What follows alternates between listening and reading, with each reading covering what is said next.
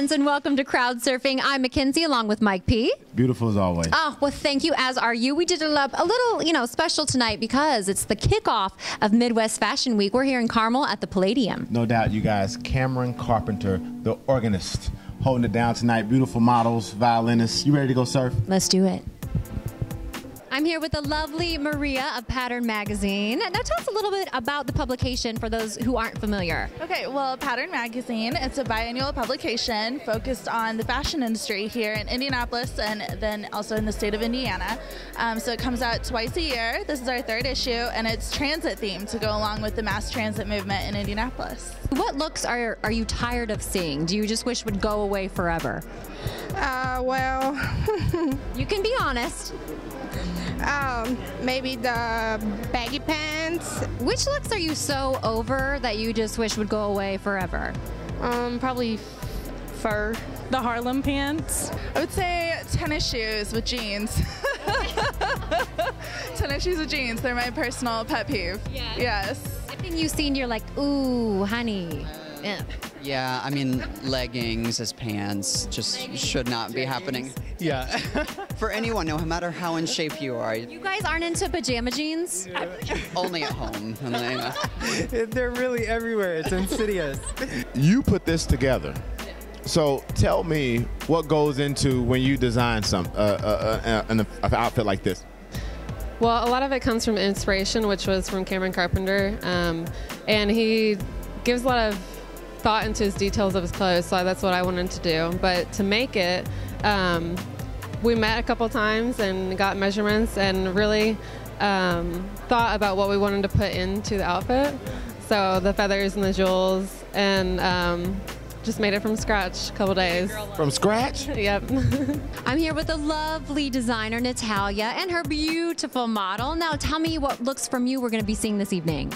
Well, for me, you're going to see a contemporary asymmetrical jacket and a contemporary asymmetrical pant with a pleather accent. And my inspiration comes from the contemporary glam. I like the, what do you call that on her neck right there?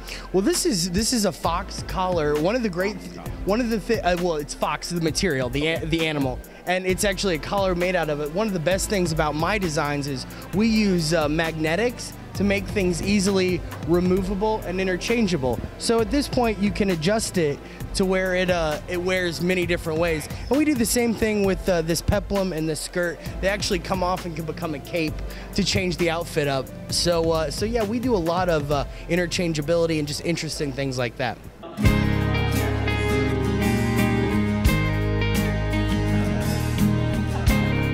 We are lucky enough to be with the man of the evening, Cameron Carpenter. We're backstage in his dressing room. Thanks so much for taking the time to meet with us. It's my pleasure, of course. Now, you are an esteemed organist, correct? Is that what I call you? Is there a different title? You could just kind of call me the organist. That's my duly adopted slogan now. But it really has less to do with the organ and more to do with intensely felt personal expression. And for viewers who aren't familiar with you, tell us about yourself. Well, thank you. I can hope that that's most of them. I'm originally from Northwestern Pennsylvania. I live in Germany. I studied at Juilliard. And I've always been thoroughly obsessed with the organ. But unlike, as for most people, it's not a religious instrument for me. I led and came from a totally secular life. And so, for me, the idea that the organ is religious is kind of baffling, a little bit absurd. As a medium, it's an extremely intense and fluid, sensuous organ, and it to some degree has to be set free. So my general submission is that the organ is kind of a locked down. Traditional instrument, which has, as for instance happens with old buildings which are preserved by being ignored, it sort of is now, in my mind, a last frontier of artistic expression that can be unveiled. And the fact that classical music is both in peril and in constant change makes it an even more vibrant platform, and so to do. Oh, it's just the most beautiful answer ever. I have never been to a fashion music show before. Was this Will's idea? Yes, his sister is visiting, and so we thought she'd like this. So this was your idea? This was my idea, yeah. Give this dude a hug on camera right now. Gotta love that. The guy question. Since you're a nice size, nice height for a model, do you talk to guys 5'10" and under? Who? I actually have like a 6'2" minimum. So, I mean, if you're shorter than that, I'll be friends with you. That's awesome. But, you know, that's about where I cut it off at. So, little guys, no luck, fellas. For fall, camouflage is going to be big. We hear plaids, and the punk look is coming back. So, believe it or not, dog collars. Would you rock one this fall, this autumn? I would not. No. That's really tacky. What about you'd rock some leather pants maybe? Maybe a leather skirt. Leather skirt. Yeah, not pants. I can't do the pants. Midwest Fashion Week is officially about to kick off in just 2 minutes. The doors are open to the beautiful Palladium here. People are filing in. This has been an amazing evening, and it's about to get even better. Absolutely, you guys. Midwest Fashion Week, you've been surfed. You are fascinating. You are just fascinating to me. What does Cameron do on a Saturday night? Like, if you weren't performing, if you're not doing, what do you do just in your downtime?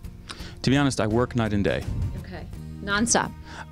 There was a sort of clueless interviewer who recently interviewed Vladimir Putin, a name which I hate to mention, but I had to admire, despite my lack of admiration for this dictator. I really had to admire his quote, which this woman sort of said, you know, you must feel very lucky that Russia has had so much success lately with oil and is such a strong market. And Vladimir Putin, as only a Russian dictator could say, says, we work night and day. Luck is for fools. And I would invoke the word fools with hesitation, but I certainly don't consider myself lucky. I consider myself a very hardworking person with a sense of humor and a strange sense of style. Well, we're impressed. That's all I can say. And we can't wait to see you this evening. Thanks for taking the time. Thank you. I'm so grateful for your interest. Enjoy.